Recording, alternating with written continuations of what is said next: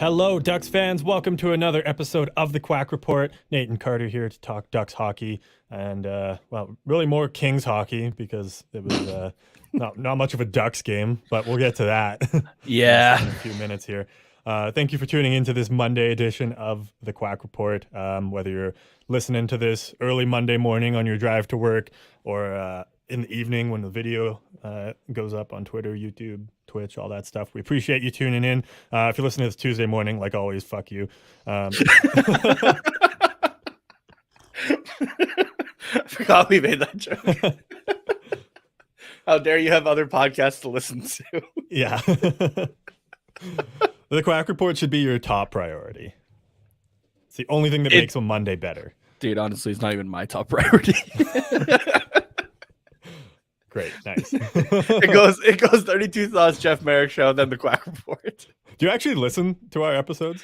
I do every now and then if there's something I like specifically I want to listen back to, because like it's not actually blacking out, but it's kind of blacking out in a way, like when we're doing this. Oh yeah. That it's like, okay, I don't actually remember talking about this a whole lot. Like I want to see what I actually had to say, kind of thing, or like what you had to say again, or something like that. So sometimes I'm able to do that disassociation a little bit. Yeah, just to kind of listen back to like something we talked about or that sort of thing. So okay, gotcha. I thought you like regularly and like religiously listened to every like full episode, and I was like, no. That's a lot. I do enough to give us a stream, but that's about it. So yeah, gotcha. Okay. I'll listen to a bit and then I go, I hate the sound of my voice. Yeah, no, that's fair. Yeah, I mean, while I'm recording, my favorite parts are my parts, but listening back to it, my favorite parts are your parts because I'm like, this is fucking dumb. That about sums it up, eh? Yeah. It's like, it must be my microphone. Like, there's no way my voice sounds like this. And what's this moron rambling on about? Oh, man. Just start off your Monday with a good roast. Love it. Yeah. And it's not even just your normal roast. It's like self-roasting. It's self-roasting. Great. Yeah, exactly. We all know I can be pretty good at that, at least. So. Oh yeah. Self-roasting is the best kind of roasting because you can't get upset. Nobody gets upset. Exactly. You're just making jokes at your own expense. Mm-hmm. So, and like, you're really the only way you're gonna out of my 25 years of life, which isn't really a long time in the grand scheme of things. There's one thing I've learned though, is that if you can't laugh at yourself, you're just not gonna have a good time in life in general. So that's pretty good. There's your Monday inspirational quote. Post that on your Tumblr. Do people still use that site regularly? I don't know. I keep seeing, or like not keep, but like every once in a while I see like a post on like Twitter or Reddit or something that comes from Tumblr. It's like a screenshot of Tumblr. So, and I have no idea if it's like from yesterday or if it's from like 10 years ago, but in my mind, it's always from like 10 years ago. And it's someone like, oh man, this was like my favorite thread ever on Tumblr. And then and like the way they talk, it sounds like 10 years ago too, but I honestly don't know. It still could be from yesterday. I don't know. Like, were you active on Tumblr at all? I never had a Tumblr account. No? I think I got set up with one, I think it was like grade 10 or grade 11. I couldn't understand, honestly, how to use it or how it functioned or that sort of thing. And I just gave up on it. So, yeah, no, I didn't really understand it either. But I think it was kind of like Instagram before Instagram was like super popular. Yeah. It was like an art kind of more thing. of an art kind of thing. Yeah. Yeah. Like, and then it became everything else pretty much. Yeah. Yeah. I think it's if Reddit and Instagram had a baby. With the comment section of Twitter. Yeah. Yeah. Yeah. Yeah. There you go. But it's like not in a great way. I don't know. Mm-hmm. That can be a little bit biased because I just didn't understand how to use it. So it could I'll be honest with that. But yeah, I think it was a specific audience that we were not made for, or it was not made for us. But yeah, which please take no offense if you do go on Tumblr, that sort of thing. It's just it's just not something that worked for me. So, but apparently Twitter did. So yeah, exactly. Because you weren't old at the time, but now you're just like an old white dude. So yeah, exactly. All you're missing is the sunglasses, like 24/7. I thought I had a pair in here. I was about to put them on, but no, I do not have a pair in here. And like maybe a knuckle tattoo that says like fist or something. It says fist? Okay, hold on a second. It was just the first like tough guy 4-letter word that came into my mind. All right, here you go. If you're watching it on YouTube, this is what you come here for. Fist.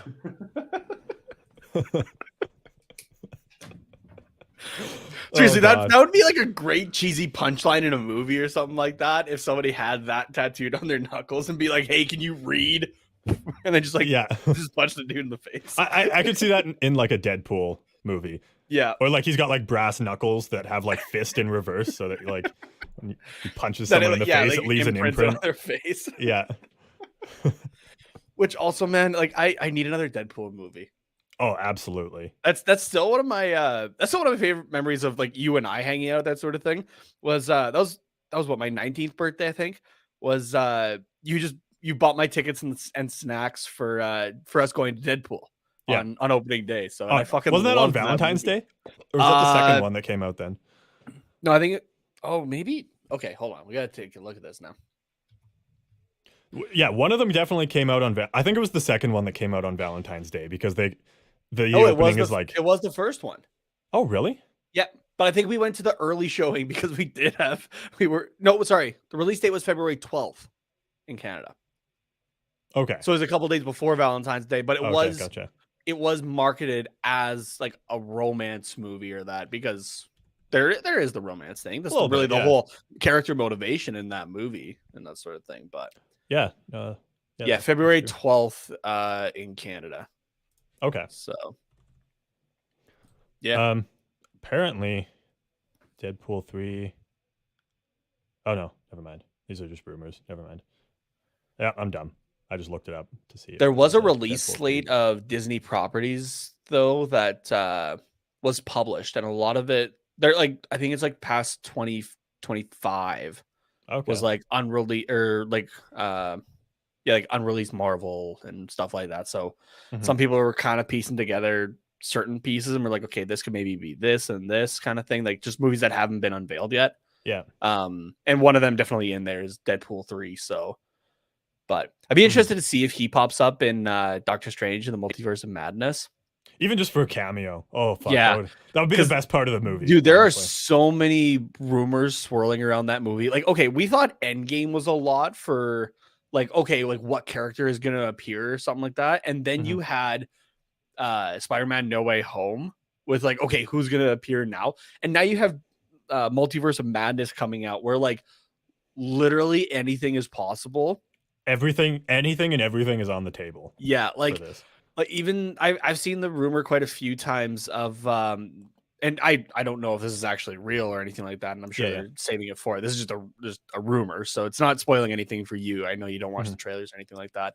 But it was like originally I think they were looking at Tom Cruise as Tony Stark before Robert Downey Jr. or something along those lines. And it sounds like Tom Cruise might be playing an alternate reality Tony Stark. That was a rumor going around. I thought I read something about that. Yeah. So or like then, how he was supposed to be like Tony Stark. Before Robert Downey Jr. And people think they figured out that Patrick Stewart's like Professor X is in this movie and everything like that. So without giving away anything without trying to give away anything from the trailer, that sort of thing. Like the things I've seen from Multiverse of Madness are like, we have no idea, but like this is a strong possibility of what could happen. But it's like it's just all basic, like it's really just guesses at that point. Like, oh, this would be cool if this happened. I'm just gonna guess this is gonna happen with like there's so many less than an ounce of evidence. So. There's so many possibilities in this movie that like some things just feel thrown out there. Like there was one more that I saw that was like Tobey Maguire's Spider-Man will return, but will be killed by Wanda Maximoff. So, which in a way kind of makes sense. It doesn't, but it kind of makes sense as well, considering that Multiverse of Madness is directed by Sam Raimi, who directed the original Spider-Man trilogy with Tobey Maguire. Yeah. So who knows? But I feel like that'd be kind of odd at the same time. I don't know. Oh, weird. Yeah. Yeah. But like, there's so many different rumors going around. Like you could just kind of make up anything and it'll work. So yeah, exactly. That's going to be a whole episode in itself, probably, when that movie comes out. Yeah, absolutely. So yeah, I'm excited for it. I am too. But, yeah. Also, sorry, one more thing I just wanted to talk about. The Batman comes out next week. Yeah, which is weird. It kind of just snuck up, even though it's like been delayed so long. Yeah, like I remember first hearing about it. I feel like in 2019, something like that. Yeah, like that, which was 3 years ago, which is crazy. And then I just like kept hearing like, oh, it's coming. Here's like more teaser trailers and stuff.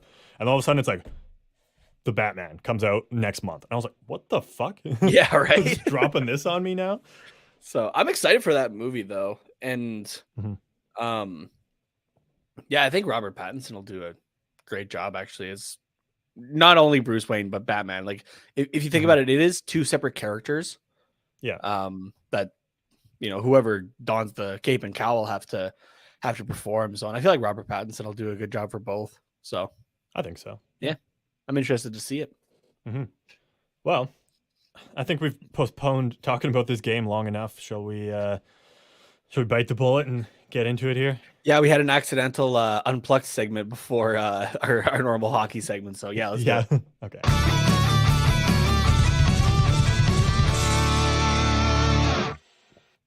So 4-1 loss to the LA Kings on Friday night.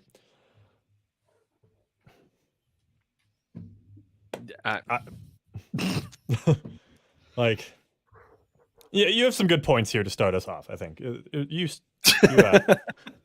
let's hear your thoughts first. I was gonna say which ones in particular here. Do you want to highlight them for me before I say? Oh, them? Yeah. These ones right here.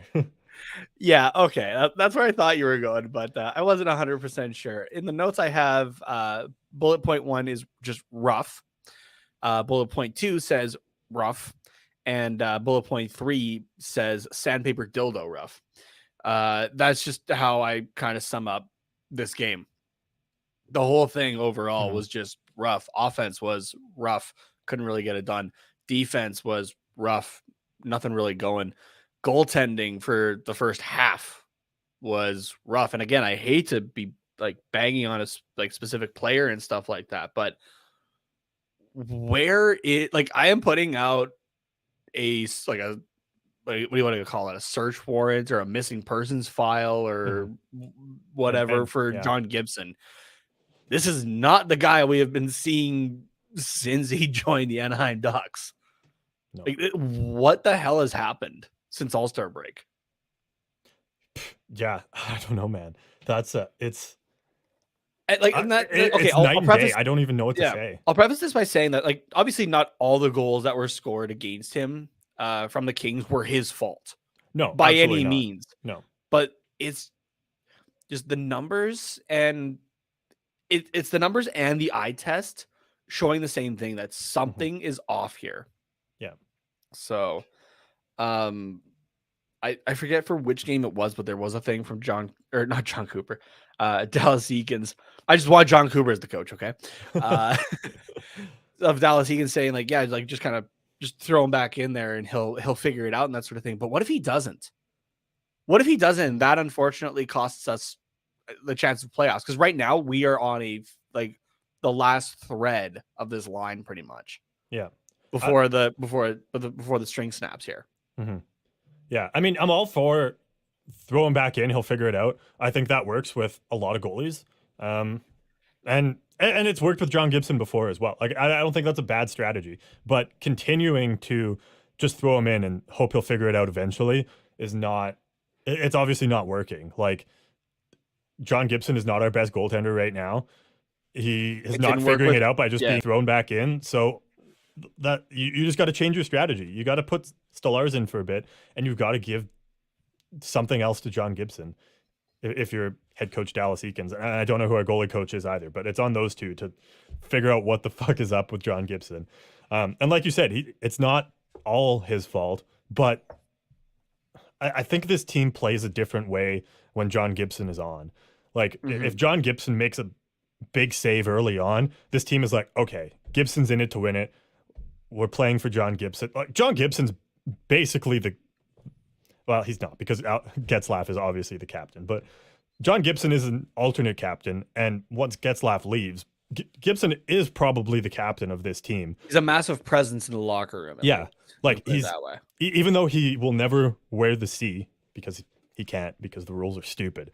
The whole team essentially revolves around Gibson. Like you said, he's a huge presence in the locker room. So if he gets into the game early and shows that he's playing to win tonight, the team plays a different way.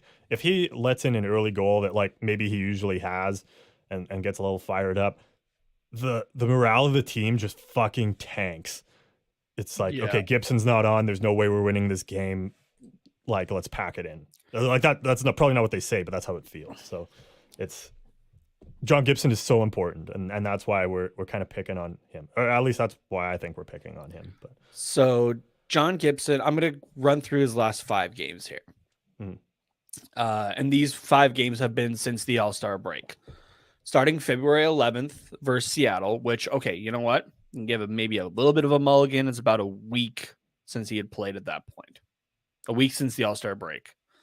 They lose 4-3 to Seattle. John Gibson puts up an .852 save percentage in 59 minutes and 7 seconds. Next game, February 16th against the Calgary Flames. Pulled halfway through the game with an .800 save percentage. 16 saves on 20 shots. The next night, February 17th, we kind of maybe expected Stolarz to go back in. Plays the full 60 minutes as the Edmonton Oilers beat the Anaheim Ducks 7-3. John Gibson has an .829, 34 saves on 41 shots. Then you go to February 19th, 2 days later, against the Vancouver Canucks, which was a 7-4 win. However, John Gibson only an .800 save percentage, 16 saves on 20 shots. And then you take a look at last night. John Gibson plays 34 minutes before getting pulled. 16 saves on 20 shots, .800 save percentage. Yeah, but he's a low .800 in his last 5 games. Has 1 win in his last 5 games, and in 2 of these games has been pulled around the halfway mark of the game, where at that point it's gone too far. Again, I hate to just bash on one player, but it's become obvious why the last while hasn't worked out, unfortunately. Yeah, no, and it's like you said, it's not like we're trying to bash on just one player, but he's a huge part of why things haven't gone well. You can't win without decent goaltending, at least. Yeah. So, and like, not to make jokes at your expense as well, or that sort of thing. Take a look in the division though as well at the Edmonton Oilers, right? This is a team that is also fighting for a playoff spot, but has just been horrible, unfortunately, in their goalie area. Yeah. Right. And it's not working for them. But then take a team like Chicago, who really doesn't have a whole lot there, but they bring in a guy like Marc-Andre Fleury and they start to get some wins. Yes, they're looking outside in right now as well, but it's a hell of a lot better than it was last season even. Oh, yeah, exactly. And it's a hell of a lot better than if they hadn't brought in Fleury. Like, they'd probably be worse than the Arizona Coyotes, honestly. Exactly. Take a look at, the team that we just played in the LA Kings. They weren't doing great last year or the season before that either, right? It kind of looked like, the old guard was kind of walking its way out of the door, but they kind of pick it up. But goaltending was still kind of the issue there, right? You had Jonathan Quick having a great season here, and they're sitting second in the Pacific. Goaltending makes a massive difference, and I think a bigger difference than people like to admit. I'm going to throw out one more example for you here. And this is the case of a team kind of getting lucky in a sense. Last night's Toronto and Detroit game was a 10-7 win for the Toronto Maple Leafs. I had to do a double take when I saw that score. But it just wasn't going for Jack Campbell, which I also still was surprised, though, that they swapped him while they were still leading to put in Peter Mrazek. But just the goaltending wasn't there that night, and it almost cost them. Almost. Yeah. And you like, it's a bit easier to kind of brush it off if you're Detroit. It's, hey, we scored 7 goals against the Toronto Maple Leafs. Mm-hmm. But if you're the Toronto Maple Leafs, you're going, we had the Detroit Red Wings, who are currently 13 points out of a playoff spot, scoring 7 on us. Yeah. Right? Goaltending matters more than I think people actually give it credit for. Yeah, absolutely. And we're seeing this firsthand here in Anaheim. You take a look at Anthony Stolarz going in after. I'm just pulling up his stuff here. I want to see Stolarz' last 5. Yeah, it's been way better. That's for sure. Mm-hmm. And I get that it's in a reduced role as well, that sort of thing. But like, but he's come in relief in a couple times. He's got a couple starts. Like it's honestly pretty comparable to John Gibson at this point. So Anthony Stolarz' last 5, obviously they've been a lot more spaced out. Minnesota was not a great game, but if I recall correctly, that wasn't really a great game for anybody. January 14th. I'm just double checking that here. 7-3 loss to Minnesota. Where he put up a 793 save percentage in 42 minutes. Okay. That's not great either. Play against Montreal on the 27th. Gets the win out of it with a 900 save percentage in the full 60 minutes played. That's pretty good.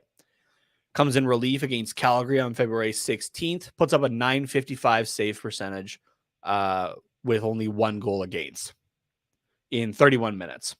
He had 22 shots in those 31 minutes. February 22nd against San Jose Sharks, puts up a win, has 40 saves on 43 shots for a 930 with 65 minutes played with the overtime. And then coming in relief against the LA Kings, 12 shots against, 12 saves for the shutout, but not a shutout statistically, in 23 minutes. You can't tell me that Stolarz isn't the better goalie currently. Yeah, no, it's not even up for debate. You're right. He's playing way better. Well, no, it's not even that. He's playing more consistently. Like, okay, I get the thing that Dallas Eakins is saying of like, oh, just like throw him back in there, he'll get it. But he's not getting it right now. Give yourself the best chance you can, unless Dallas Eakins and the coaching staff in the front office just believes that they're done already. Sure, by all means, keep going and keep running John Gibson's confidence into the ground. I'm saying that sarcastically. Yeah. But like, if you think you still maybe have a chance here, go with the guy who's putting up numbers, who's helping your team here, who looks solid, who doesn't seem nervous when he's on the ice. Again, I hate to bash on John Gibson because I fucking love the guy to death, but it's not working right now, and it's costing this team, unfortunately. Yeah. No, you're right, 100%. But I don't have anything else to add to that. It's just what it is, and it's unfortunate. Like we always say, like we know he'll figure it out, but it's just when. And with the Ducks being in the position that they are this late in the season, it's got to be sooner rather than later. And right now, the quick fix is give Stolarz some starts while John Gibson, works on whatever it is he needs to. Whether it's recover from a small playable injury, or it's the mental aspect of the game, or whatever it might be. Is it like whoever a goaltending coach is? I don't know that offhand, but him and John Gibson need to just figure it out, like one-on-one. Just that's it. Because I think Dallas Eakins is throw him in and let him figure it out. Plan just isn't working this time. Sudarshan Mahara is the goaltending coach. Okay. Does it say how long he's been around for? 6th year. Okay. So yeah, they've got a good relationship. Over the 6 years, there's been no issues for this extended period of time with John Gibson. So obviously whatever he's doing works. It's not we need to fire the goaltending coach. That's not the case. It's these two need to figure it out. And he's shown that he can do it, obviously, with the Ducks. Because under him, the Ducks established a franchise record of a .923 save percentage, co-led all NHL teams in 2017-18. Yeah. That's pretty fucking good. Yeah, exactly. And in addition, it says here, both Ryan Miller, who had a .928, and John Gibson with a .926, surpassed the individual season franchise record for save percentage, which was currently a .924, held by both Jonas Hiller from 2010-11 and John Gibson from 16-17. Mm-hmm. Dude, that 17-18 year was nasty, though. It was. Like the Ducks team was actually so good. It was. So yeah. It was a little bit of everything. But yeah, absolutely, our goaltenders were on fire. So, and like, okay, this isn't entirely, and I tried to stress this. This isn't entirely on John Gibson. Don't get me wrong. The team in front of him has sucked ass lately too. It's not fun to watch. I'm getting flashbacks. I got PTSD from the last couple of seasons here. The defense is abysmal, and it's not good.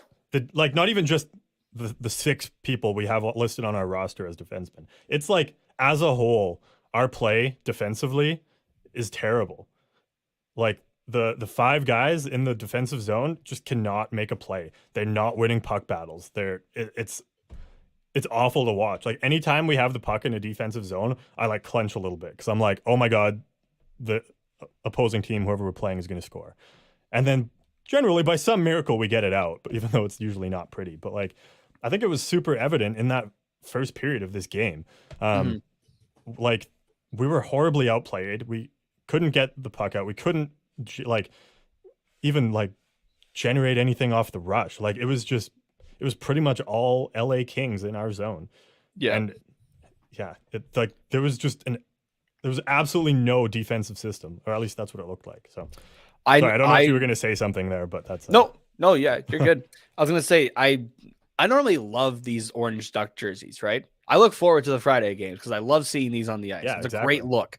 But man, it made us look even more like pylons than they were playing already. And that's offensive to pylons because pylons at least get in the way of something. Yeah. Like to a point, John Gibson, it felt like at times was playing 5-on-0. Oh yeah, exactly. So, which is why I said not every goal against in that game was his fault. No. But also when you have another game where your goal save above expected is in the -2 range, doesn't help either. It's not good. No. So, yeah, just overall we were badly played. Money Puck predicted LA winning this game 66% of the time. That's not good. You don't want that. No. So I have one more note here just about like the goalie interference calls because there was 2 made on the Anaheim Ducks. The first one especially was horrible. Mm-hmm. Guy gets pushed into Jonathan Quick and gets a call. That's bullshit. I'm 25 years old. I've been watching hockey for as long as I can remember. I still don't know, and I don't think the NHL knows what the definition of goaltender interference is. Yeah, it's it's not clear at all. There's nothing else to say to it. Like, yeah, if anybody would like to enlighten me, please let me know. Because, like, I know what the definition is, but the actual application of it is fucking everywhere. It feels like. Yeah, like I love listening to commentators on broadcast try and predict whether it's going to be a goalie interference call. It's usually always split 50-50. Like one of like say the lead commentator's like, oh, I don't think this is going to be a good goal. Like he clearly makes contact. And then the other guy's like, yeah, but like we've seen this where like we thought it was going to be goalie interference. And it's just like, nobody has any fucking clue. Like commentators are like, generally they're people that have been around the game and played the game for a long time. They know what they're talking about. They have the knowledge of the game. Yeah, like, and the inner workings of it. Like you and I do it in a different fashion, but we're commentators about the game too, right? Yeah. You and I didn't play at any high levels by any means, but we understand, the nuances of the game, the rules of the game, how like the flow of the game, everything like that. Yeah. Yeah, we've watched it enough to like,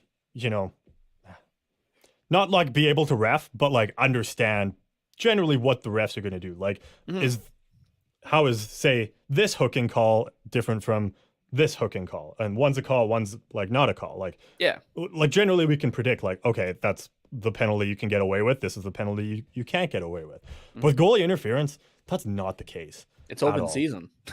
Yeah, it's like when they go, even when they go to the bench for a goal, like I know these weren't like goalie interference calls for goals, they were for penalties, but if they're trying to decide if a goal gets called back or not, and they go over to the penalty box on the iPad, I swear to God, they're not even watching the play. They just open like a coin flip app and they just hit that and they do like best out of 7. And then they're like placing bets with the other ref and linesmen to like, you know, decide what the outcome is. And that's why it generally takes long. But they do best out of 7 coin flips and that's how they decide.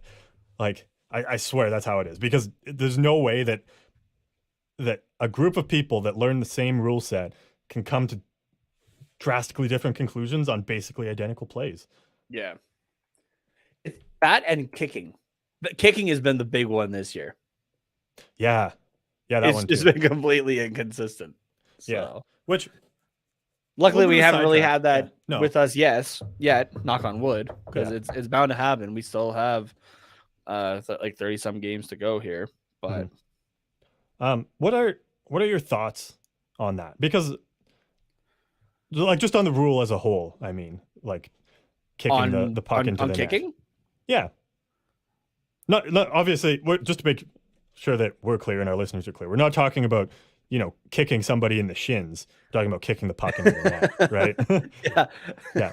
What are your thoughts on that? Like, if you're in a net front battle or two players are in a net front battle, one of them, the puck comes, you know, kind of like a pass. He can't get his stick on it, so let's say it is a distinct kicking motion, like it looks like soccer. It's not just angling the skate. There's a little bit of a swing to it, which I think is kind of the defining characteristic there. What are your thoughts on that? Like, do you think that you can't kick the puck into the net is a good rule, or do you think like if you're able to kick the puck into the net when you're in a battle with somebody, like that should count as a goal? No, I don't think it should. If kicking was to be a thing, what's the point of the stick? Just play ice soccer. Is my opinion on it. So fair enough. Yeah. And even like, I'm not even a fan of like intentional redirections. You have the stick for a reason that is about the length of your foot, the height of your foot, but it works even better because you have even more control with it, potentially. So yeah, I don't think even like intentional redirections should count. If you have, who was it for Minnesota? I think that it was like 2 deflections hit off him and went into the net. I forget who that was, but like you have something like that where it's like unintentional happens to hit off the skate. Yeah, obviously that's a goal because there's no intention with it whatsoever. Yeah, it's happened to hit off you.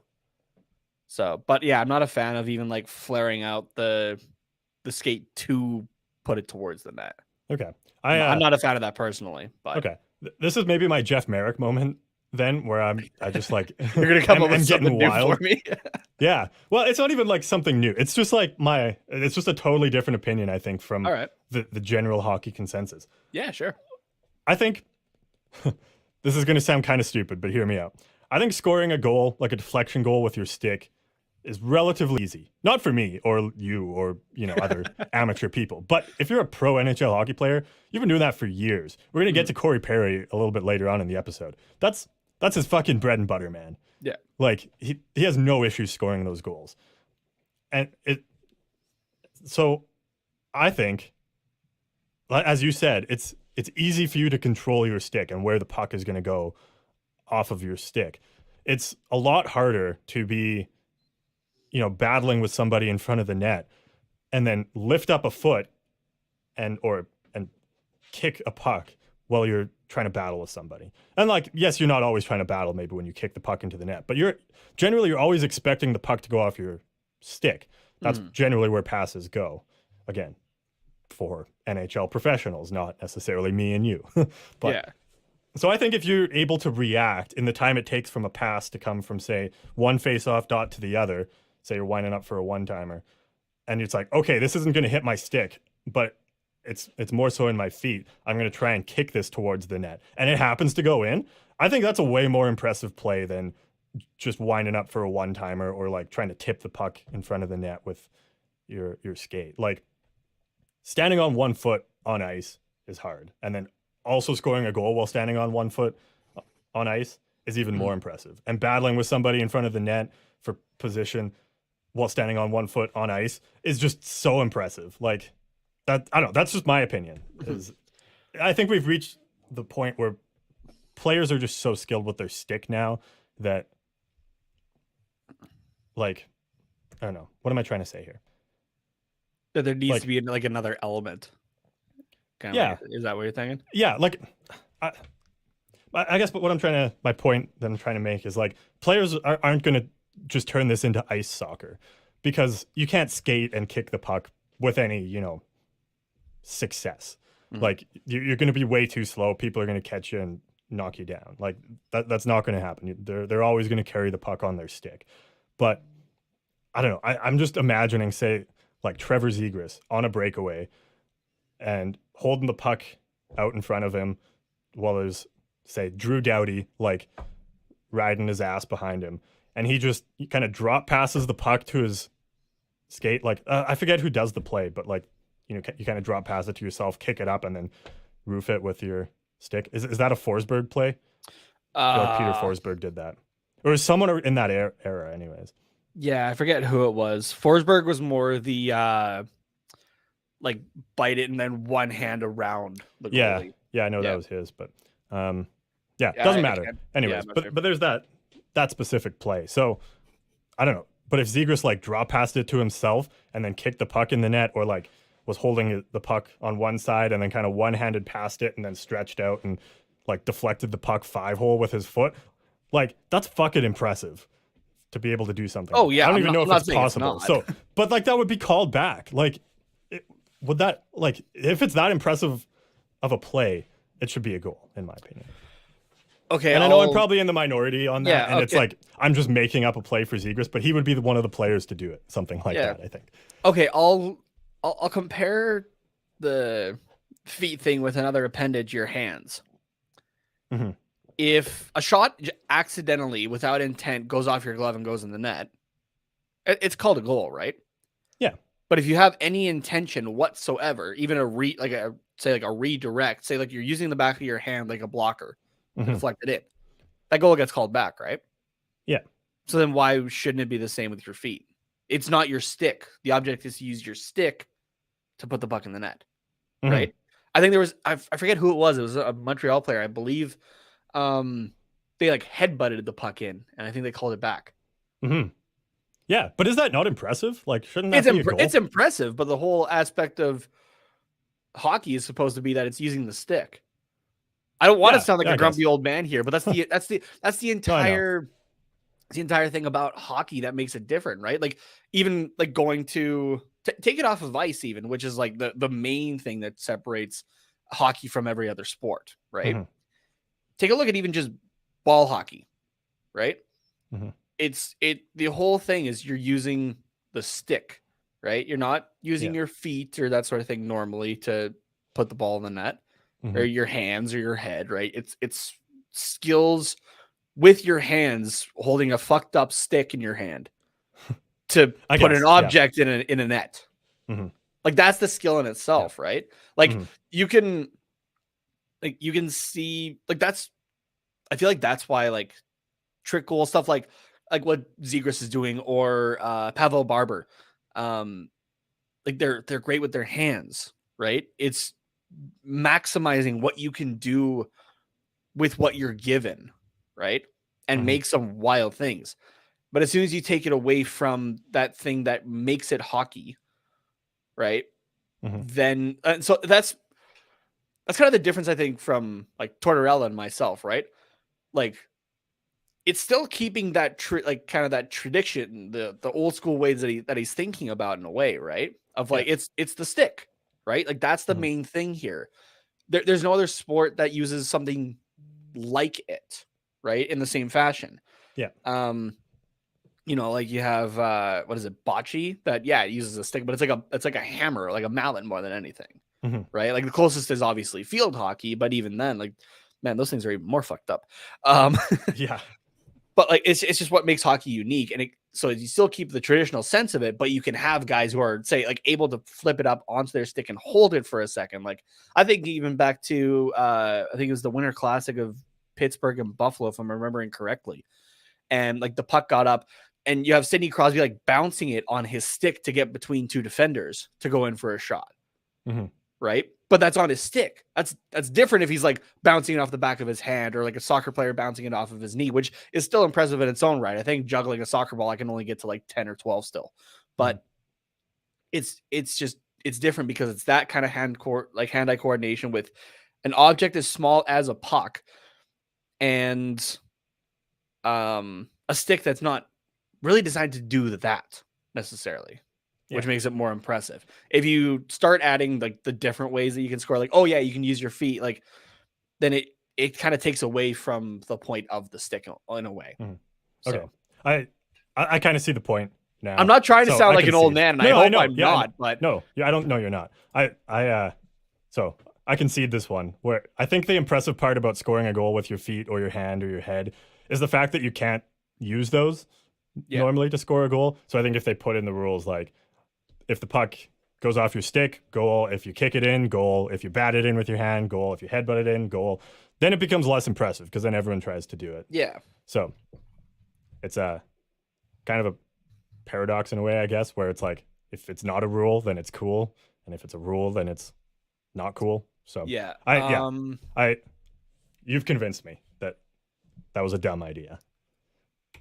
Sorry, I was just pulling up that headbutt goal. Okay, there was one. Andrew Shaw of the Blackhawks. Oh, it was against the Ducks. There you go, in 2015. Okay. That was one of them. That was in second overtime, game 5 of the Western Conference Final. That goal got called back. You're right, though. I thought there was one. I thought it was a Canadiens player. Yeah, I think there is another one of that, but I'm sorry. There's a thing here from Hockey Ops, like their ruling. At 8:47 of double overtime in the Chicago Blackhawks Anaheim Ducks game. Again, this is 2015. Video review supported the referee's call on ice that Andrew Shaw deliberately headbutted the puck into the Anaheim net. According to Rule 78.5, Section 1, apparent goals shall be disallowed when the puck has been directed, batted, or thrown into the net by an attacking player other than with the stick. No goal to Chicago. So there's the rule there, which makes it even more kind of what the fuck with, okay, yeah, you're allowed to direct your skate or like direct the puck with your skate to go into the net, right? Yeah. Where that should fall under Rule 75 or 78.5. Yeah. Right there. Apparent goal shall be disallowed when the puck has been directed, batted, or thrown into the net by an attacking player other than with the stick. There's got to be an exception, like, after that. You said that was like subsection 1. Like, subsection 2 has to be like, the exception to this is if it's redirected with your foot or something like that, and in not a kicking motion. Like, there's got to be some sort of exception to that. And I don't know the rule book well enough to know that, but maybe that can be our homework for the next couple of days. Try and find why directing with your foot is allowed, but your head isn't. So it's because there's no consistency with the NHL. Let's just put it that. Let's just put it there. Problem solved. That's the right answer right there. It's one we can all agree on, that the NHL just sucks at their own rules. Yeah. Like you made this. How don't you know this? Yeah. So. Okay. Well, I think now's a good time to take a quick break. We got just a couple more things on the other side. Sorry, I was not talking into my microphone there. I apologize. I can still hear you loud and clear. Okay, that's good. I got a loud voice. So yeah, you do sometimes. But, in the best way possible. I'm not slighting you. Yeah, I know. No, we're good. But yeah, I think let's take a quick break here. Like I said, a couple pieces of news and upcoming games on the other side, and so let's hear from DraftKings here. Hoops fans, the latest offer from DraftKings Sportsbook, an official sports betting partner of the NBA, is too good to pass up. I'm talking between the legs 360 windmill good. New customers can bet just $1 on any team and get $150 in free bets if they win. It's that simple. If Sportsbook isn't available to play in your state yet, don't worry about it. You can still take your shot at a big payday. Everyone can play for huge cash prizes with DraftKings Daily Fantasy Basketball Contest. DraftKings is giving all new customers a free shot at millions of dollars in total prizes with their first deposit.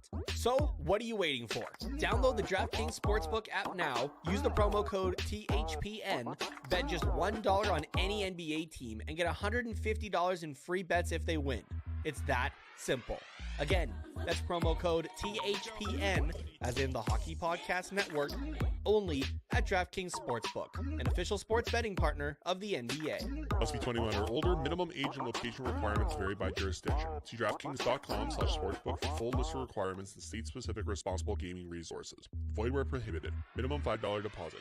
Gambling problem? Call 1-800-GAMBLER. In Tennessee, call or text the TN Red Line 1-800-889-9789. In Connecticut, call 888-789-7777 or visit ccpg.org/chat.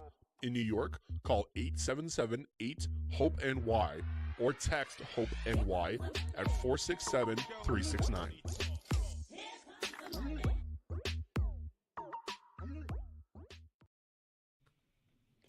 Okay, as we talked about earlier, Corey Perry got some news regarding him.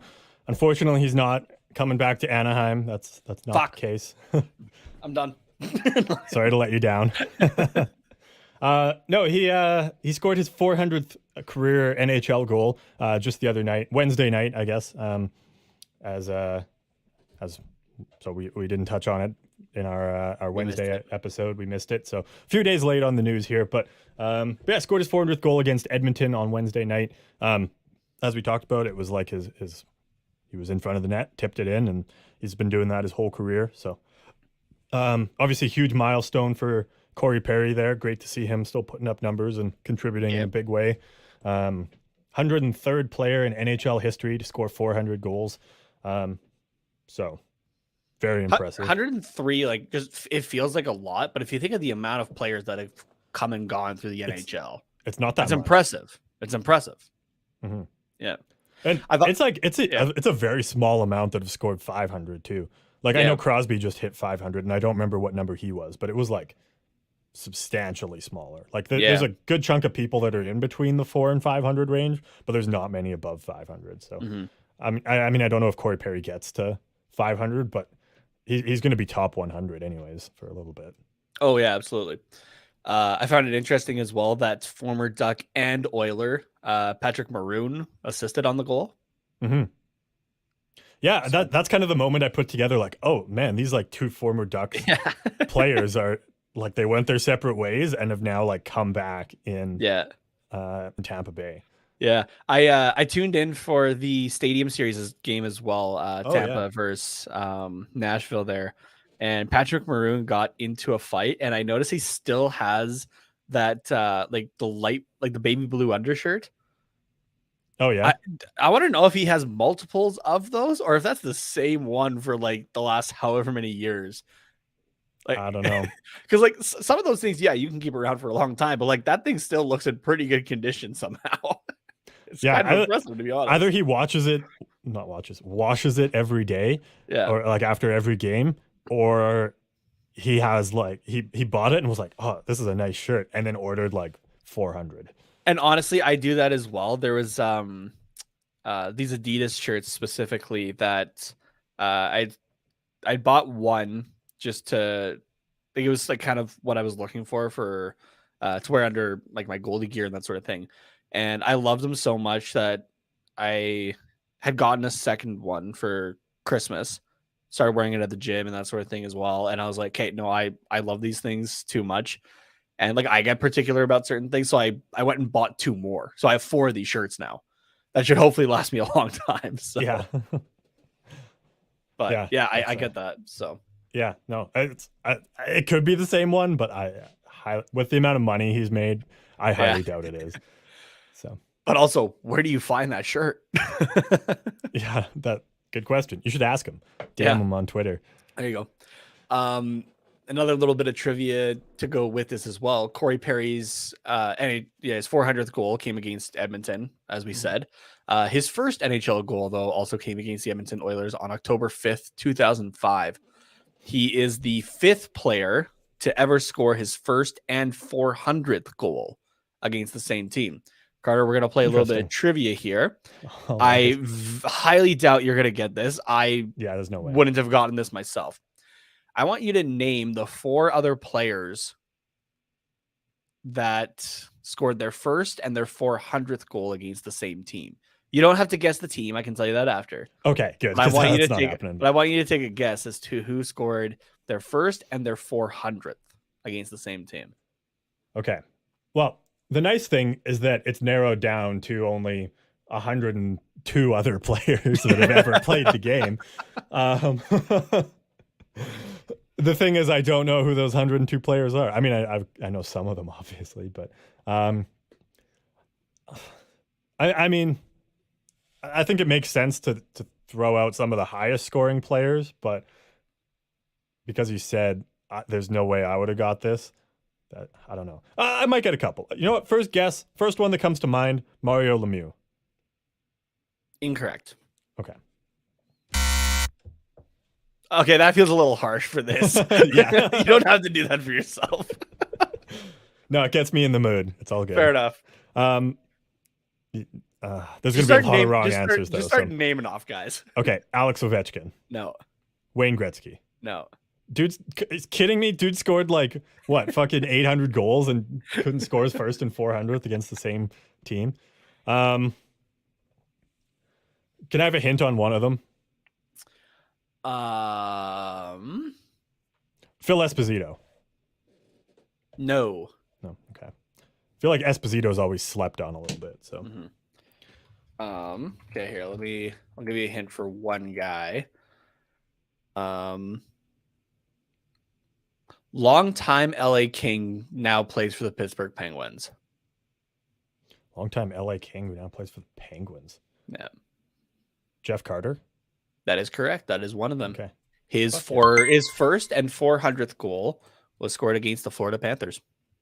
Nice. Yeah, there's no way I would have got that. And honestly, I probably wouldn't have guessed Jeff Carter either if you hadn't said LA to Pittsburgh. And that's the only one I could think of. Okay, we're now outside of like our generation or like the generation before, I think. So okay. just take a couple of guesses and I can just read them off. Of 2 generations ago of hockey players? Sure. Yeah. Bobby Orr. No. Oh, the way you hesitated was like, oh shit, he got it. It is a Bobby though. Oh, Bobby Ryan. No. Has Bobby Ryan scored 400 goals? He has to have.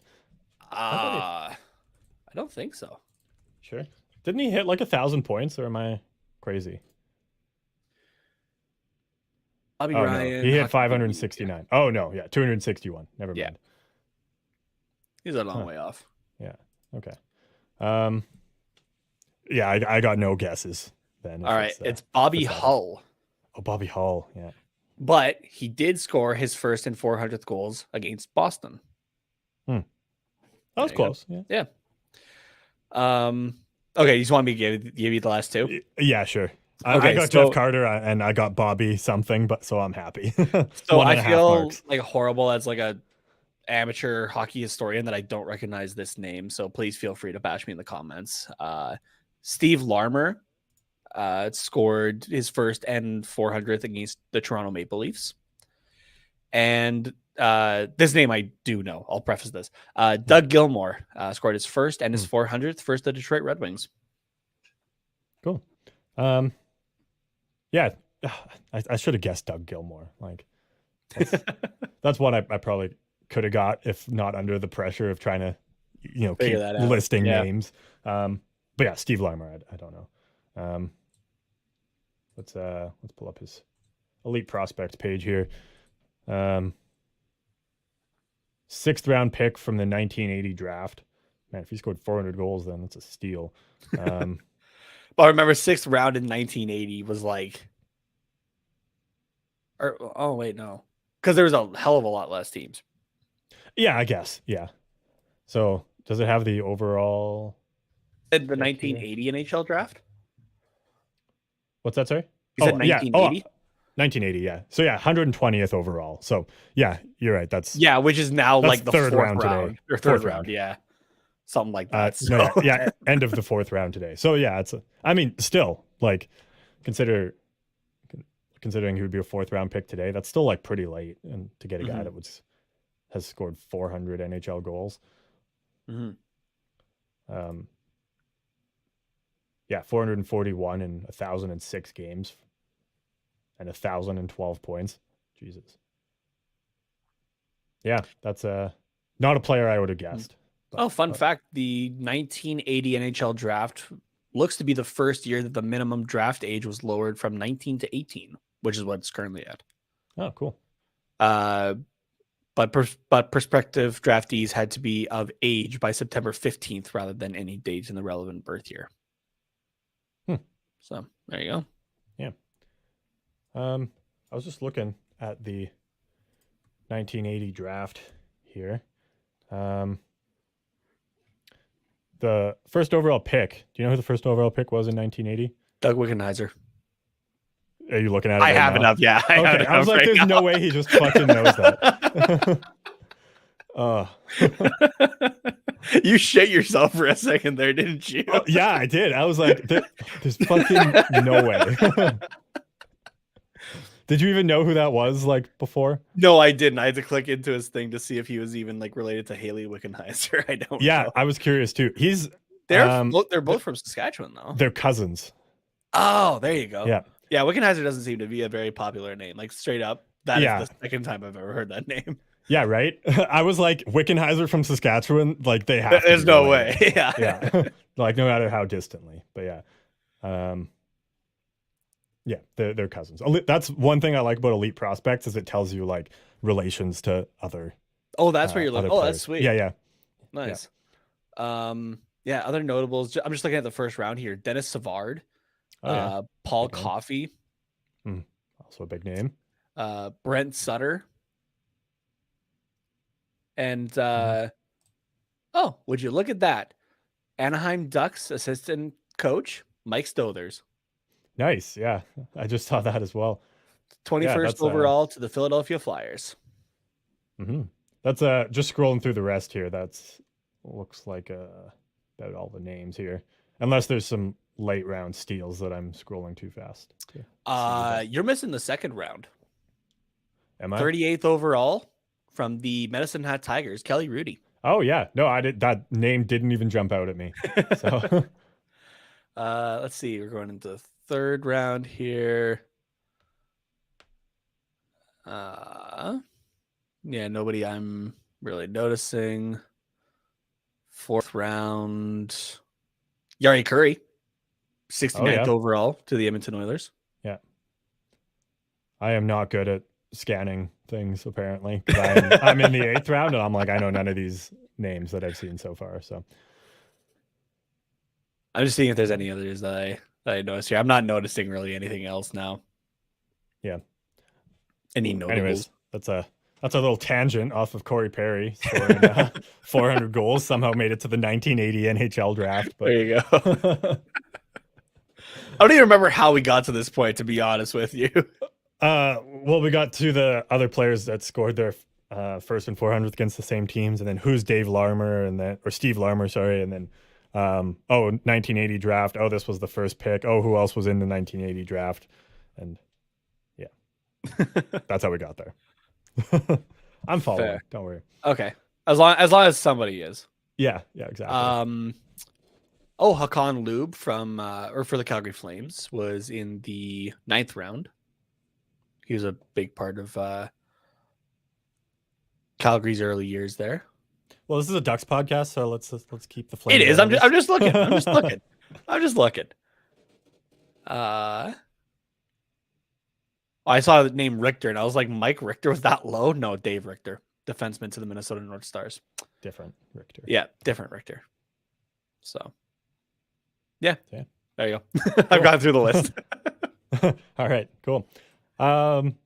Next piece of news here. Pierre Lebrun says Hampus Lindholm is the top rental defenseman going into the trade deadline here, with interested teams being Boston. Is that supposed to be Florida? Yes. FLO? Okay. Florida, Rangers. You can tell this is not my find here. Boston, Florida, Rangers, Tampa Bay, and Toronto. The main teams, kind of the top ones in the top contenders, I guess, for this year's playoff race is what I'm trying to say. So in the East there, so except for maybe Boston there, but Boston's kind of always in it until they're not. So that's Boston has 66 points in 52 games. Yeah, no, I'm not saying it's bad. Yeah. I just know that they're not in the same league as Florida, Rangers, and Tampa this year. Oh, yeah, no, not quite, but still a 31-17-4 record as the first wild card spot. What the fuck is going on in the East? Wouldn't 66 points be first in the Pacific? Or pretty damn close? It would be second in the Pacific. Okay. Not by much, though. No, the Calgary Flames currently sit first in the Pacific Division with 68 points. And, so a win back. Yeah, and all 6 teams, like top Atlantic, Metro, all have more than the Calgary Flames there. Yeah, the Pacific Division is abysmal this year. It's actually kind of funny. And only one more team has more points than that in the West, and that's the Colorado Avalanche with 82. A 39-10-4 record. What the fuck is in the water in Colorado? Yeah, that's insane. So, do you see Lindholm going somewhere at the deadline, or do you think the Ducks re-sign him? You could always do a kind of a verbal agreement of like, hey, you can try to go somewhere else, but if you'd like to come back, we'll sign you in the offseason kind of deal. Mm-hmm. That's always a possibility, right? You saw it with Patrick Marleau, even with San Jose going to Pittsburgh, and they just re-signed him back again. Yeah. Stuff like that. But I feel like I think it was the end of this week is what I said will kind of determine, or the end of next week will kind of determine what we're going to be doing. Yeah, I said it was the end of not the end of next week, but the game next Thursday against Nashville. That was kind of the point that I looked at and said that's going to determine, I think, whether we're pushing or if you're better off to sell. Yeah. With how things are going, I'm unfortunately leaning a little bit more toward the sell line. So try to get what you can for him. It'd be unfortunate if he doesn't want to come back, kind of thing. But you can always have that out there, right? Of, hey, like, we'll trade you. You can go chase a cup. He's not very old, mind you, but no, he's not. Hey, you can go chase a cup, and then if you would like to come back, we'll gladly take you. Mm-hmm. So that's true. I forget how old Lindholm is. I guess I'm gonna do Ducks cap friendly, because type in Lindholm and you get the much worse Lindholm in Calgary there. So I mean Lindholm's 28. He's making just north of 5.2 million this year. Like, I expect him to make about that or get about that anywhere else. I don't see why the Ducks couldn't re-sign him. And unless we have a plan to bring in another defenseman, losing Lindholm is a huge hit. It is, but that's why I think it's you're trying to figure out, okay, like, would you come back to us, kind of thing, or if not, then if you're looking to sell, get a high end prospect, or you're looking for a defenseman in return, something like that. So I'm just pulling up the player cards as well from the Athletic, Dom Decision and Shayna Goldman. Sorry, my bad. Just to see like what they project him at for a contract here. Yeah, for sure. Just while you're doing that here, Lindholm, if we lost him, our second best left defenseman is, I mean, you can make the argument for which player would be our second best here, but it's one of Simon Benoit, Brendan Goalie, and Josh Mahura. Those are not the guys you want as your second pairing defenseman. No.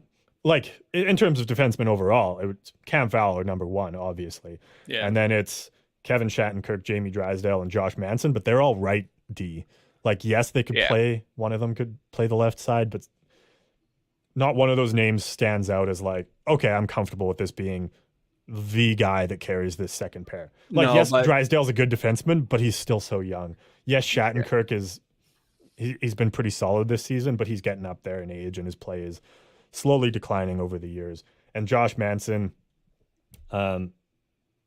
just doesn't strike me as the guy to lead a second pairing. yeah, great complimentary player in the top four, but not like this is the guy you rely on here. See, and I'm kind of looking at this as going into the season. Yeah, no, everybody, including us, expect the Ducks to be like bottom 5, bottom 10 at least in the NHL. Not, trying to fight for a playoff spot. I don't want to think that they're not going to make it, but it's kind of looking like the reality, unfortunately, here. But with that, it shows that, this team isn't quite ready yet. That's not a bad thing, right? Yeah. If you look and that's your left side or right side, sorry, I forget which side you had said there. Left side, yeah. It's okay because you know that you have time to improve that. The expectation isn't quite there yet to be making a deep push or anything like that. The Athletic here has his market value for Lindholm being at $3.2 million. Okay. So he's going to be overpaid, I think, no matter what coming up. But yeah, at 5, that's not horrible. Even if it gets bumped up to 6, it sucks in terms of like, the market value and that sort of thing. But if you were to want to bring him back and keep him around, it's not horrible. So yeah, I would love to keep Lindholm around. It obviously depends on the return that we get for him, but it's it just leaves such a hole in the roster that unless we had a plan in place, either getting a defenseman back in the same trade or another trade lined up for the rest of this season and next season, I wouldn't want to give Lindholm up. So because we have defensemen in the wings here. Jacob Larson, 24. He's a left defenseman. Cody Curran,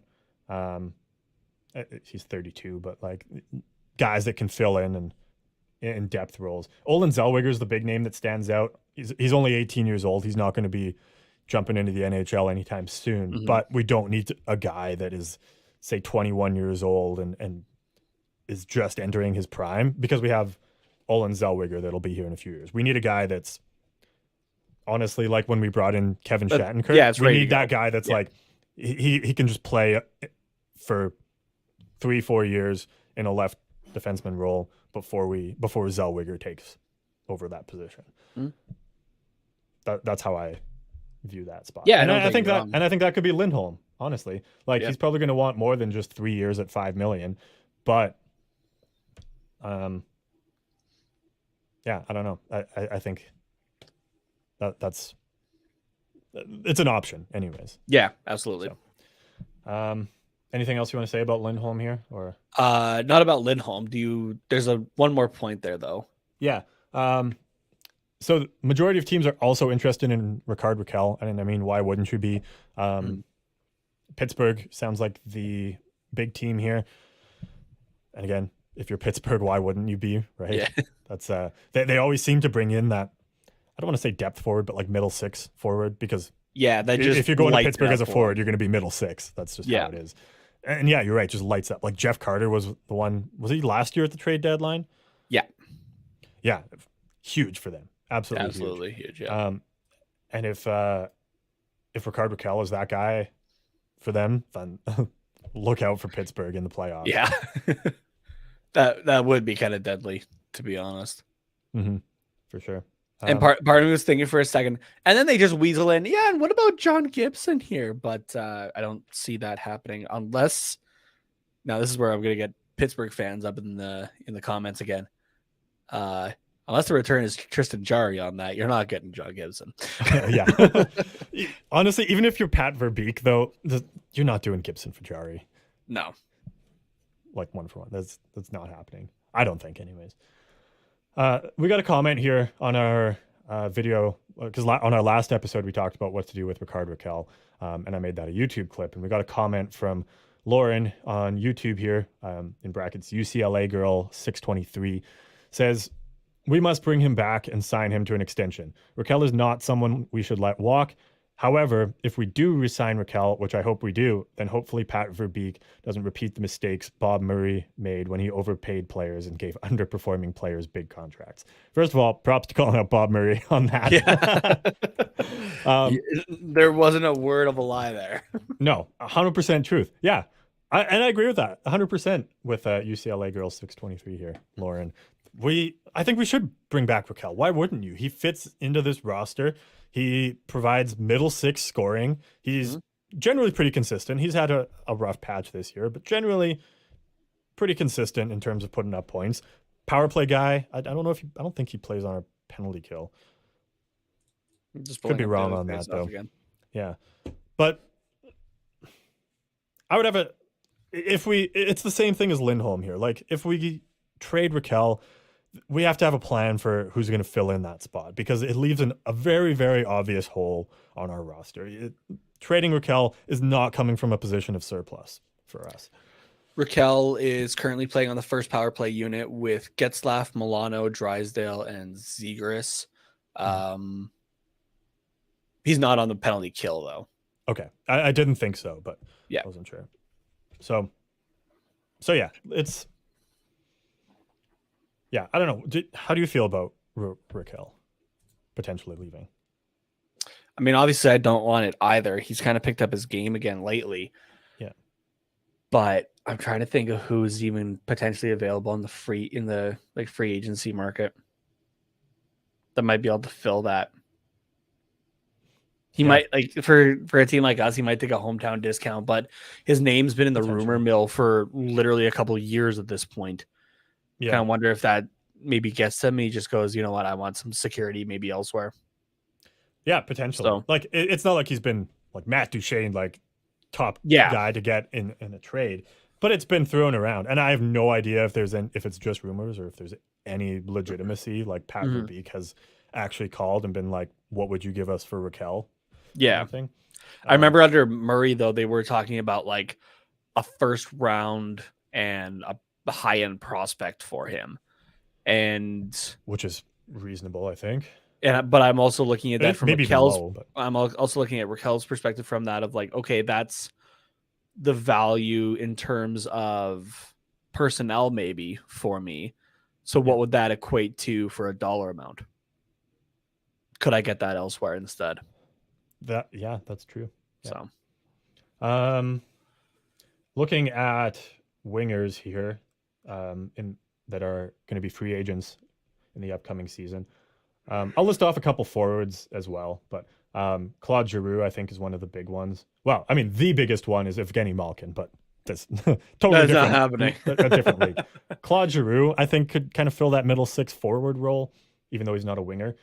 Phil Kessel, I think, is the maybe best winger option for that. But again, he's more top. I mean, Rakell's top six, middle six. Kessel's top six, middle six. Phil Kessel is being offered around at 50% retention for a third round pick currently. Yeah. That's the asking price. And Arizona is willing to eat half of his cap, which is already eaten as well by Toronto. Yeah. And I believe eaten by Pittsburgh as well. If I'm not mistaken. I'm double checking that now. Yeah. This list is sorted by cap hit, so that's why I'm not saying some of the bigger names first, but maybe some better direct comparables. Actually, I'll save that one for now. Alexandre Radulov, I think that's a good comparable for him. Yeah, he's had a bit of a rough season, 16 points in 45 games. But I feel like Rakell's around that as well. He's also kind of had a rough season. So yeah, I don't know. Radulov's also 36 though, so kind of different.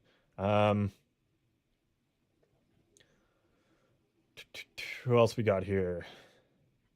Nino Niederreiter, wing, 20, almost 30 years old, 28 points, 45 games. Max Domi, 24 points this season, 27 years old. Those guys seem like middle six comparables. I wouldn't hate Max Domi. Not at all. He's the type of guy that I think could work in Anaheim pretty well, actually. Which, not to say he's the big tough guy like his dad, but you can definitely throw it if he has to. Yeah, exactly. You could replace some of the scoring of Rakell, plus potentially even you had to find a balance of that. Potentially even the toughness of Nick Delorier, though, just with Max Domi. Yeah, it's hard though because you're not going to put Max Domi on your fourth line. He's going to be second. No, he's going to be second or third. Yeah.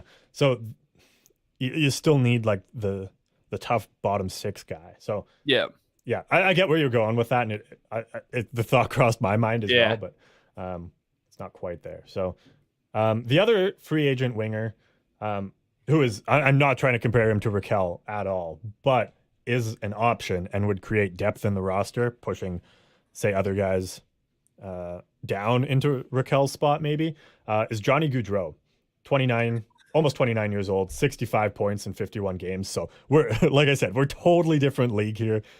He would obviously be top six without a doubt. Yeah. But then that pushes, say, like Silfverberg down into Rakell's spot, or Silfverberg's or even Troy Terry, like been third. He's already most down, of the year. Yeah.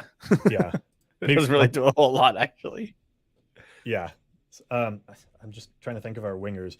I don't know. I'm not saying we're in on Johnny Goudreau, and I don't think that's even something we're considering we have to sign Drysdale, Zegras, and Terry in the very near future. But for the sake of being diligent here.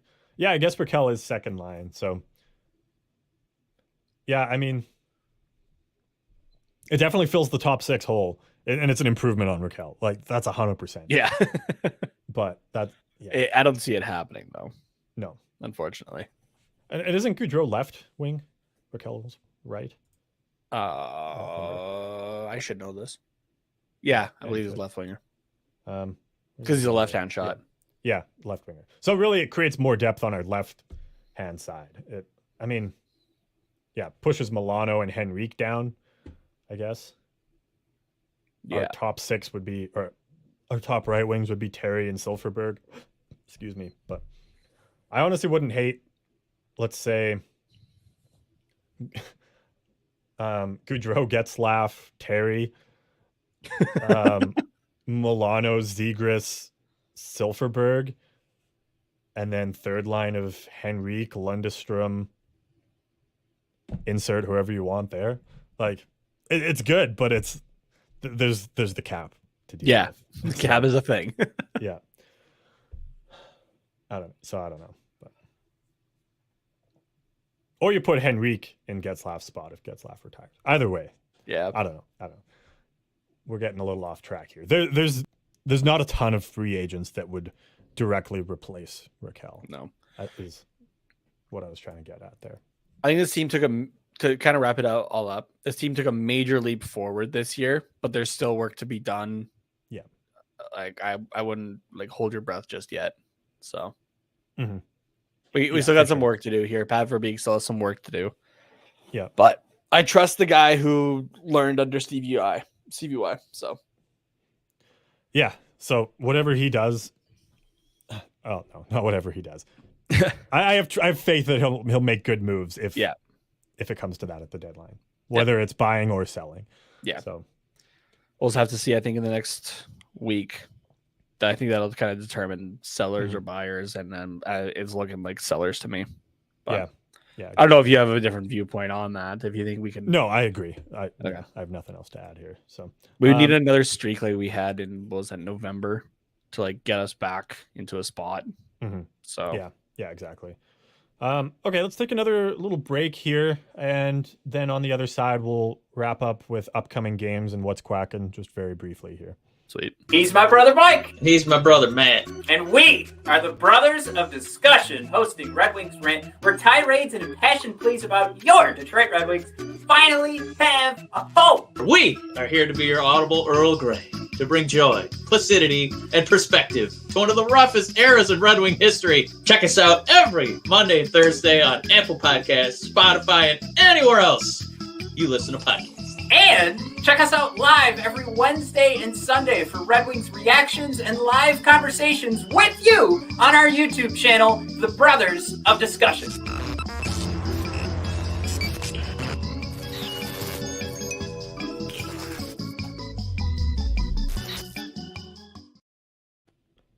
Okay, upcoming games. We're recording this before the Islanders on Sunday, so Yeah, we should have prefaced that. That's why we aren't talking about the Islanders game. Yes. Let's hope it's Exactly. a win, for God's sake. If we lose against the Islanders, I'm just calling the season, honestly. I know we talked about how the Canadiens just recently beat the Islanders. I totally forgot that they had the new coach bump with Martin St. Louis. Martin St. Louis, yeah. Yeah, so that explains a lot. But still, we still should beat the Islanders. That The Montreal Canadiens are on a 5-game win streak right now. Yeah, exactly. So Martin St. Louis. Also, Cole Caulfield, like, fucking finally figured it out. Hey, You're right. I mean, it does help when you're playing for the player that you grew up idolizing. Yeah, exactly. He's putting on a little bit of a show though, but this is the Caulfield that everybody expected this year. Yeah, So it's good just to wild. see. And as somebody who drafted Caulfield and put money on him to win the Calder, like, you couldn't have figured this out 40 fucking games ago, 50 games ago. Like, come on, man. Oh, I'm just glad I also put money on Zegras because that's still looking good. But still looking all right. not here to talk about that. So I don't know if you even want to say anything about the Islanders game since it'll be old news by the time this comes out. But Yeah, I got and we've nothing to kind of say already talked about it before. But Yeah, you'll hear us talk about it on Wednesday. yeah. And then Tuesday, the Ducks are playing Boston at 7 p.m. Pacific time. Is this where, since Lindholm and Boston are tied together, does Lindholm pack heavily? Well, I guess, yeah. Does he pack heavily to go to the rink on Tuesday, and because he's got a flight after the game, maybe back to Boston or wherever Boston's going after? Yeah, or do you think it's a little too soon for that? I don't really know. We are gonna have Boston on the second half of a back-to-back for them. They are playing the Kings the night before. Okay. Yeah, I'm not really sure how this one. I don't feel confident about this one, honestly. The Bruins are currently on a 4-game win streak. They're 6-3-1 in their last 10. They are the only team, though, in the top 10 of the league to not be in double digits for a goal differential, though. Okay. So that gives some hope. I mean, Yeah. they're On the they've road, lost a lot. they're 16-10-2. Okay, that's Nope, not sorry. as great. I as was expect. reading the wrong line there. okay. 15-7-3. It's still not. Okay, Still it's not better what you though, want to it's better see, though. but Yeah. Okay. They've lost a lot on the back end in recent years, goaltending wise, defense wise. Yeah. They're still, it's still fine, but the big issue is their forwards and the perfection line, obviously. Yeah. And with how our defense and goaltending has been playing, not sure. It scares me. Yeah. I don't trust that our offense is going to be able to outscore the Bruins offense in this game. So we might be in for a rough game. Like I said, it's next week will kind of determine it. I think it might be this week because it's the Islanders, Boston, and then Vegas on Friday. This might be the week, people. Yeah. So, do you have a score prediction for Bruins game here? I don't even want to try. Honestly, I don't even want to try. I'm going 5-2. I've seen everything with this Anaheim Ducks team. Yeah. I don't know what to expect anymore. So I'm going 5-2. All right. Sounds good. Yeah. You gonna put money on that too? No. And I'm not saying a winner or a loser because it's either going to be 5-2 win or 5-2 loss. Fair enough. That's like you said. Like you said, you don't know what way it's going to go. But it's so gonna those go are the only two way. options. Yeah. Okay, we've got I know we're running a little long here, but what's quacking it? I think it's pretty brief. I don't know. Yeah, I have no idea what it is, but there's only one thing brief. on the list here. So let's get to that.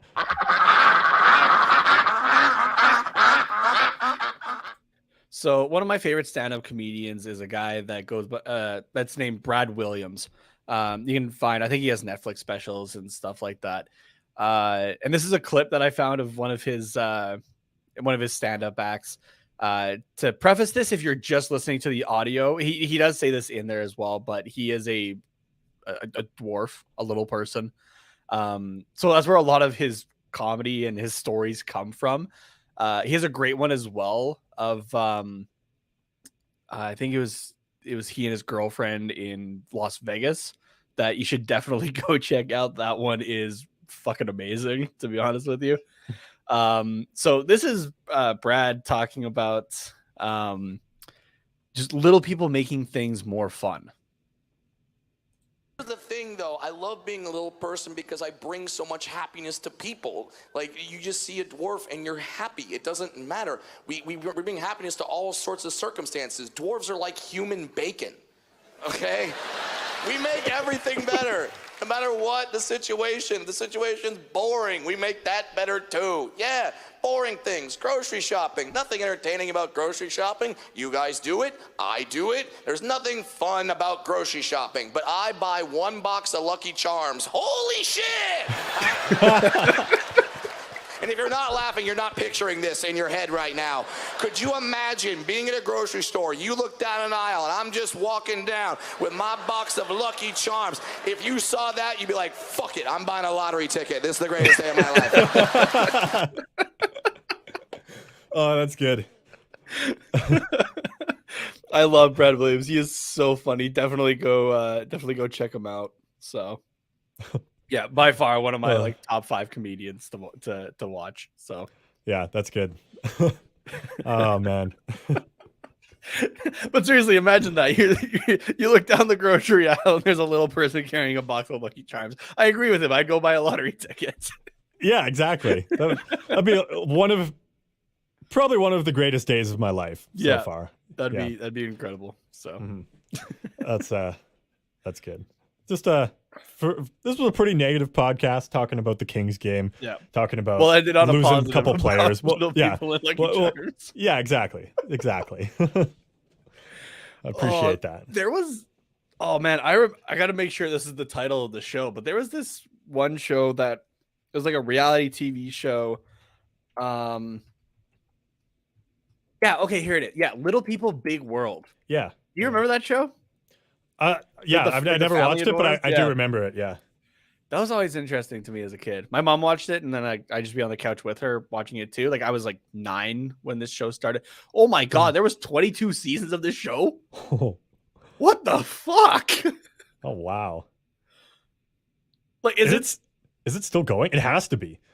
I'm just checking here.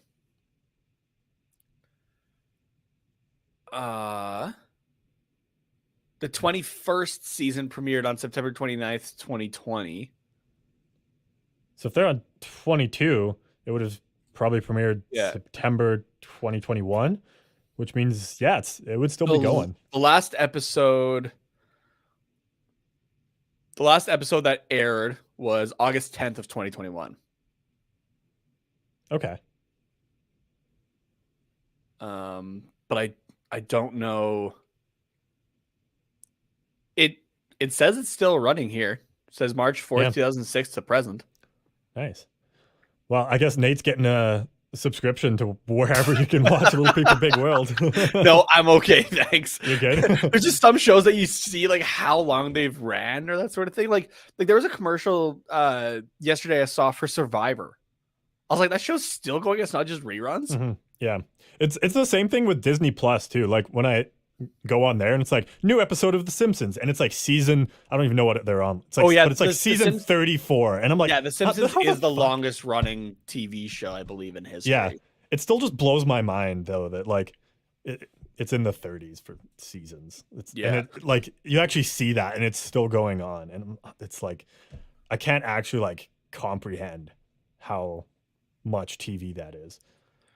The first episode of The Simpsons was released in 1989, December 17th of 1989. Mm-hmm. Yeah. And it's one of those shows I want to watch too, but it's like, do I want to commit to 34 seasons? You don't have to. Honestly, I would say for The Simpsons, you're solid with like the first 10 seasons.